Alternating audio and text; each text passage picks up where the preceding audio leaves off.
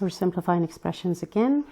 I have cosine negative x plus sine negative x over cotangent negative x. I know that cosine is even, and I know sine and cotangent are both odds.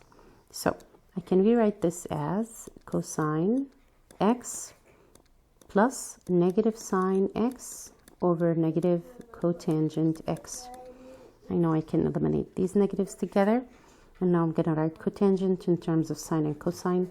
So this becomes cosine x plus sine x times sine x over cosine x, because 1 over cotangent is sine x over cosine x. Now this becomes cosine x plus sine square x over cosine x. I need to have the same denominator, so I will just multiply cosine by cosine x over cosine x.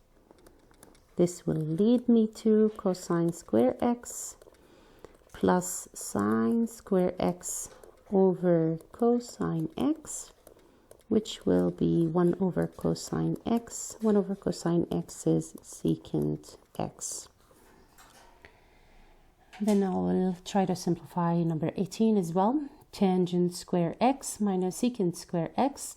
This identity here, tangent square theta plus 1 is equal to secant square. So I can use this in here. I can replace secant with its value, which is tangent square x plus 1.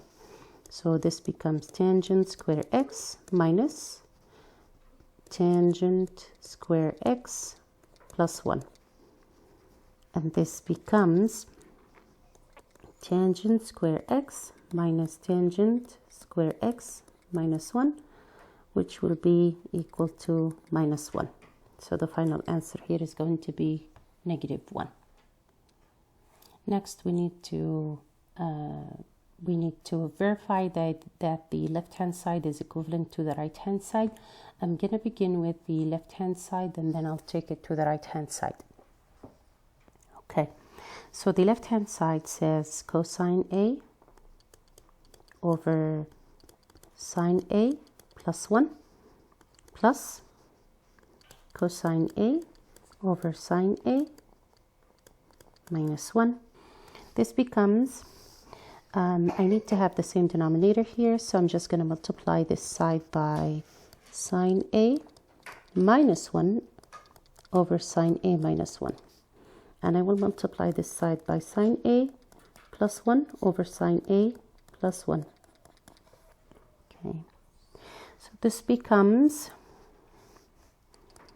it will become, of course there are parentheses here, so this becomes cosine A times sine A minus 1 plus cosine A times sine A plus 1. Everything is over. Sine A minus 1 times sine A plus 1. We know this is the difference between two squares, so we're going to say this is equal to, first we need to distribute these inside. So you'll have sine A cosine A minus cosine A plus sine A cosine A plus cosine A over sine square A minus 1.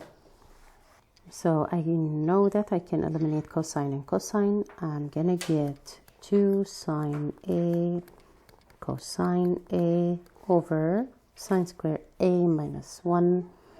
I can say 1 is sine square plus cosine square, or I can say that sine square is equal to 1 minus cosine square. Either way, so I can say 1 minus cosine square A minus 1. This will lead to 1 eliminated with 1, and you're going to have 2 sine A cosine A divided by negative cosine square A. left, you can basically eliminate one of these cosines with this cosine. So you're going to have -2 sine A over cosine A left over, which is equivalent to saying -2 tangent A. And that is the right hand side. So we began with the left hand side and we ended up with the right hand side, and that is how you verify this identity. We're going to verify the second identity as well. For this identity, I'm going to begin with the left hand side. So I can write tangent in terms of sine and cosine. This becomes sine t over cosine t plus 1 over cosine t all squared. And now I can write them over one denominator, so it's going to be 1 plus sine t over cosine t all squared. I just wrote the 1 first because it's addition, I can write it anyway. And that will become 1 plus sine t all squared over cosine square t. I look here in the right hand side and I see everything is in terms of sine, so I know that I can convert cosine into sine, which is using the Pythagorean identities. 1 plus sine t all squared over 1 minus sine squared t. I know this is a difference between two squares, so it could be written as 1 plus sine t all squared over the denominator 1 minus sine t over times 1 plus sine t.